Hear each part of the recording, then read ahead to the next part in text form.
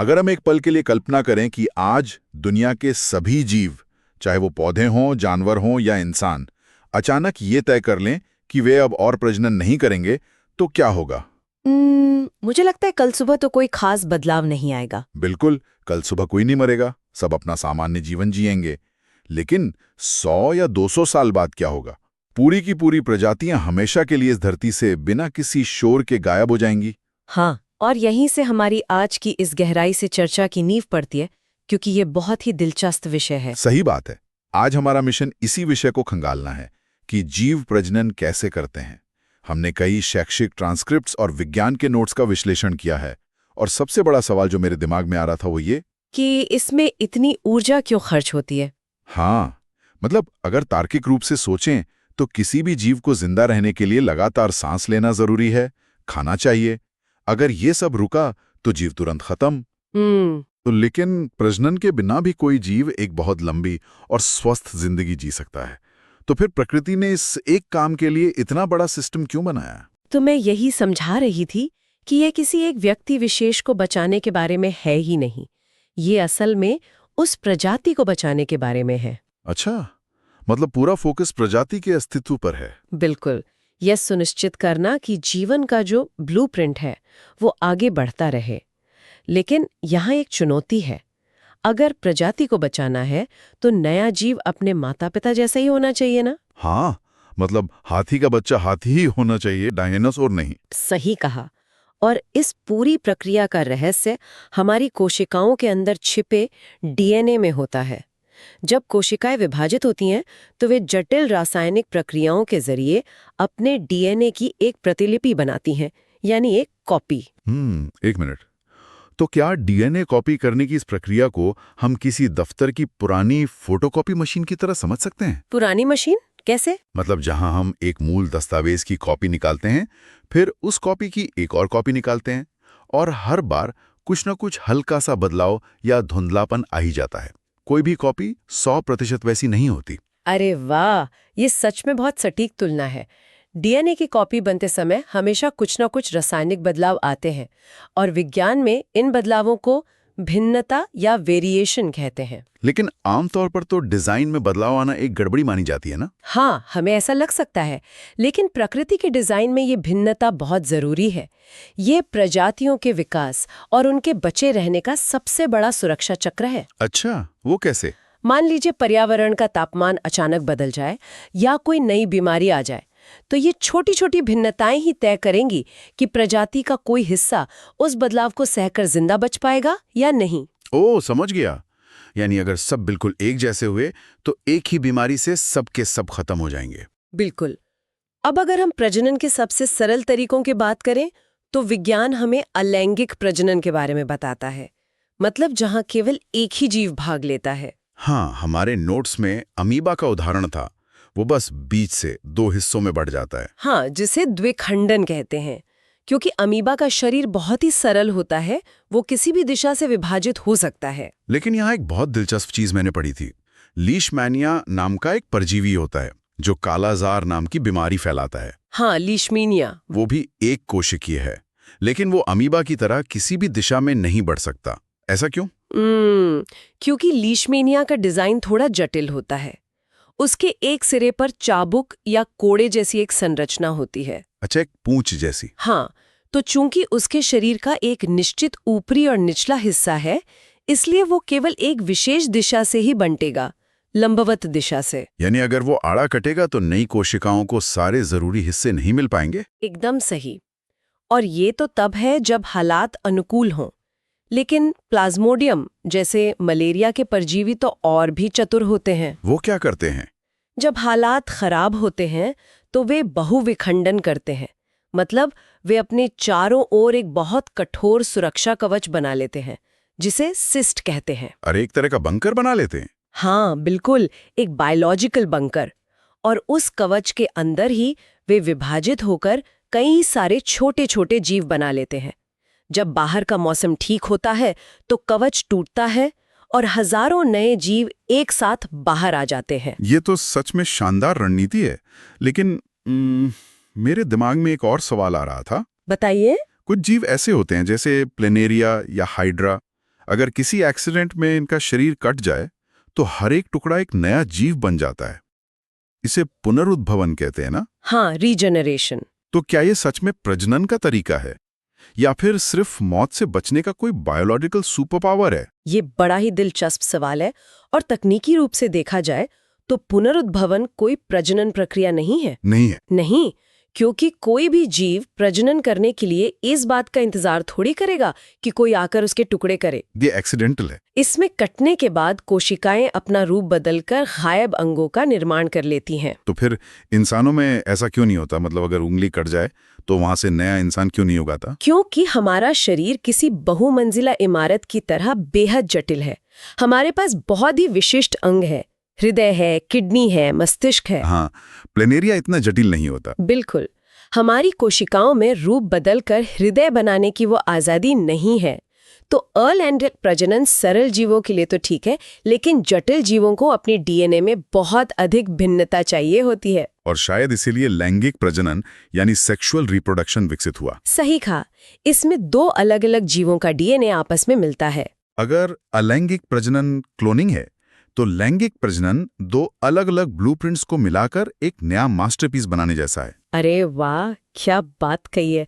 और अगर हम पौधों में ये मास्टरपीस देखें तो ये सारा चमत्कार फूलों के अंदर होता है। हाँ, फूल देखने में कितने सुंदर होते हैं, लेकिन असल में वे पौधों के प्राकृतिक कारखाने हैं जहाँ बीज बनते हैं। वे जनन अंग है। और मैंने शारीरिक रचना पढ़ी थी। फूल के बीच में मादा भाग होता है, स्त्री केसर, और इसके नीचे अंडाशय होता है। हाँ, और उसी अंडाशय के अंदर बीजांड होते हैं। और नर भाग को पुंकेसर कहते हैं, जहां परागकण बनते हैं, वो पीला सा पाउडर। अब ये पीला पाउडर जब स्त्री केसर तक पहुंचता है तो उसे परागण कहते हैं। बिल्कुल, लेकिन पौधे तो चल नहीं सकते ना, इसलिए वे हवा, पानी या कीड़ों का इस्तेमाल करते हैं। जैसे मधुमक्खियां? हाँ, मधुमक्खी जब फूल पर बैठती है तो परागकण उसके पैरों पर चिपक जाते हैं। वो एक कुरियर की तरह काम करती है। लेकिन एक बात समझ नहीं आती, जब वो सूक्ष्म परागकण स्त्रीकेसर के ऊपर गिरता है तो उसे कैसे पता चलता है कि अंडाशय नीचे है? उसकी कोई आंखें तो है नहीं। इसके पीछे बहुत ही बेहतरीन रासायनिक संचार काम करता है, मतलब केमिकल सिग्नल्स। अच्छा। हाँ, जैसे ही सही परागकण वर्तिकाग्र पर गिरता है, एक रासायनिक प्रक्रिया शुरू होती है और परागकण में से एक पतली सी नली अंकुरित होती है, पराग नलिका। यह नली उन संकेतों का पीछा करते हुए धीरे धीरे नीचे अंडाशय तक जाती है और वहां नर और मादा युग्मक मिल जाते हैं, जिसे हम निषेचन कहते हैं। और निषेचन के बाद तो फूल का पूरा नजारा ही बदल जाता है। पंखुड़ियां झड़ जाती हैं और वो अंडाशय फूल कर फल बन जाता है। हाँ, और बीजांड बीज बन जाते हैं। यह प्रकृति की इंजीनियरिंग का बेजोड़ नमूना है। सच में। लेकिन पौधों की इस शांतिपूर्ण प्रक्रिया के बाद अगर हम इंसानों की ओर बढ़ें तो जटिलता तो हजारों गुना बढ़ जाती है। बिल्कुल।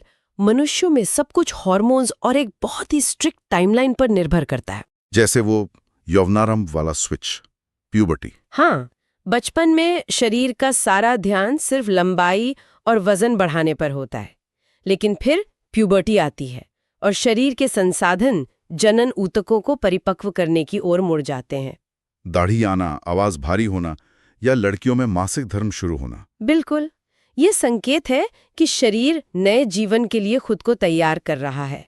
अगर हम मानव जनन तंत्र की बात करें तो पुरुषों के शरीर का डिजाइन थोड़ा अजीब लगता है। शुक्राणु बनाने वाले वृषण शरीर के बाहर एक थैली में होते हैं, वृषण कोश में। ये अजीब लग सकता है, लेकिन ये बहुत तार्किक है। शरीर के इतने महत्वपूर्ण अंग बाहर क्यों हैं? क्योंकि शुक्राणुओं के निर्माण के लिए शरीर के तापमान से 2-3 डिग्री कम तापमान चाहिए होता है। वृषण कोश बिल्कुल यही करता है। वो एक कूलिंग सिस्टम की तरह काम करता है। अच्छा, थर्मोरेगुलेशन। हाँ, और जब शुक्राणु शरीर के अंदर सफर करते हैं तो उन्हें प्रोस्टेट और शुक्राशय से पोषण मिलता है। मतलब उन्हें तैरने के लिए ऊर्जा और एक तरल माध्यम मिल जाता है। और महिलाओं में क्या होता है? महिला प्रजनन तंत्र में एक जोड़ी अंडाशय होते हैं। हर महीने एक परिपक्व अंडा बाहर निकलता है और अंडवाहिका में पहुंचता है, जिसे हम फलोपियन ट्यूब कहते हैं। और निषेचन यही होता है ना? बिल्कुल। और निषेचन के बाद वो भ्रूण गर्भाशय की दीवार पर चिपक जाता है और यहीं पर जीव विज्ञान का एक और बड़ा चमत्कार बनता है, प्लेसेंटा। प्लेसेंटा। मैंने नोट्स में पढ़ा था कि ये किसी बेहद सुरक्षित जैविक सीमा चौकी की तरह काम करता है। क्योंकि भ्रूण गर्भाशय में ना तो सांस ले सकता है और ना ही खाना खा सकता है। हाँ, तो प्लेसेंटा ही माँ और भ्रूण के बीच वो पुल है जहां से ऑक्सीजन और पोषण भ्रूण तक पहुंचता है। और सबसे कमाल की बात यह है कि माँ और भ्रूण का रक्त सीधे तौर पर आपस में मिलता ही नहीं है। सच में? मुझे लगा वो जुड़ा होता है। नहीं, प्लेसेंटा एक फिल्टर है। ये पोषण अंदर जाने देता है और भ्रूण का कचरा जैसे कार्बन डाइऑक्साइड बाहर निकालकर माँ के रक्त में डाल देता ताकि माँ का शरीर उसे बाहर निकाल सके। ये बहुत ही बेहतरीन सिस्टम है। लेकिन अगर किसी महीने निषेचन ना हो तब क्या होता है? तब शरीर एक बायोलॉजिकल रीसेट करता है। रीसेट? हाँ, गर्भाशय हर महीने भ्रूण के लिए एक मोटी स्पंजी परत बनाता है। लेकिन जब निषेचन नहीं होता तो इस तैयारी की कोई जरूरत नहीं रहती। तो शरीर उस परत को तोड़ देता है? बिल्कुल, और वो रक्त के रूप में बाहर आ जाती है। इसी प्राकृतिक रीसेट को हम मासिक धर्म या मेंस्ट्रुएशन कहते हैं। अब इस पूरी प्रजनन प्रणाली के साथ एक बहुत बड़ी चुनौती भी आती है। इंसानों के पास बुद्धिमत्ता है तो हम अपनी प्रजनन क्षमता को नियंत्रित कर सकते हैं। हाँ, ये बहुत जरूरी भी है क्योंकि अनचाहे गर्भ और बढ़ती जनसंख्या बड़ी चुनौतियां हैं। हमारे पास इसके लिए कई गर्भनिरोधक उपाय हैं, जैसे रासायनिक उपाय, गोलियां। ये गोलियां तो किसी बायोलॉजिकल हैक की तरह काम करती हैं ना? सही कहा। ये शरीर के हार्मोन को ऐसे बदल देती हैं कि शरीर को लगता है वो पहले से ही गर्भवती है और अंडा ही नहीं निकलता। और यांत्रिक उपाय भी हैं, जैसे कॉपर टी और कॉन्डोम। हाँ, और स्थायी समाधान के लिए शल्य क्रिया यानी सर्जरी भी होती है। महिलाओं में ट्यूबेक्टोमी और पुरुषों में वसेक्टोमी। लेकिन यहाँ कॉन्डम का जिक्र सिर्फ गर्भ रोकने के लिए नहीं हुआ था। बिल्कुल नहीं, यह यौन संचारित रोगों यानी STD से भी बचाता है। हाँ, नोट्स में जीवाणु से होने वाले गोनोरिया और सिफिलिस का जिक्र था। और विषाणु से होने वाले रोगों का भी, जैसे HIV एड्स। ये तो पूरी प्रतिरक्षा प्रणाली को ही तबाह कर देते हैं। स्वास्थ्य के अलावा इन दस्तावेजों में एक कानूनी और सामाजिक पहलू भी था। जन्म से पहले लिंग परीक्षण कराना और कन्या भ्रूण हत्या, ये स्पष्ट रूप से बताया गया है कि ये केवल एक मेडिकल प्रक्रिया नहीं बल्कि एक सख्त कानूनी अपराध है। बिल्कुल, विज्ञान हमें क्षमताएं देता है, लेकिन ये समाज को तय करना है कि उन क्षमताओं का जिम्मेदारी से इस्तेमाल कैसे हो। सही बात है। तो अगर हम आज की इस चर्चा को समेटें तो हमने सच में एक बहुत रोमांचक यात्रा तय की। बिल्कुल, अमीबा के साधारण विभाजन से लेकर मानव शरीर में प्लेसेंटा के निर्माण तक। हाँ, जीवन हर हाल में खुद को बनाए रखने का रास्ता खोज ही लेता है।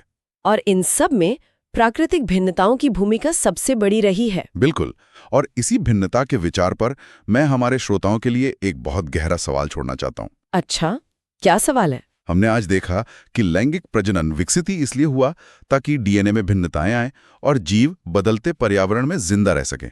हाँ, बिल्कुल। लेकिन जरा आज की दुनिया को देखिए। हमारे पास आधुनिक चिकित्सा है, जीन एडिटिंग तकनीक है। इंसान बीमारियों को जन्म से पहले ही प्रयोगशाला में रोक सकता है। हम पर्यावरण को भी अपने हिसाब से ढाल रहे हैं। तो सोचने वाली बात यह है कि क्या भविष्य के मानव विकास के लिए हमें वास्तव में इन प्राकृतिक भिन्नताओं की उतनी ही जरूरत रह जाएगी? अरे, ये तो बहुत ही गहरा विचार है। या फिर क्या हम अपनी प्रजाति के विकास का ब्लूप्रिंट खुद अपनी प्रयोगशालाओं में लिख रहे होंगे? इस पर जरा गहराई से विचार कीजिएगा। बिल्कुल। सीखते रहिए और अपने आसपास छिपे विज्ञान पर हमेशा सवाल उठाते रहिए। जल्दी मिलेंगे।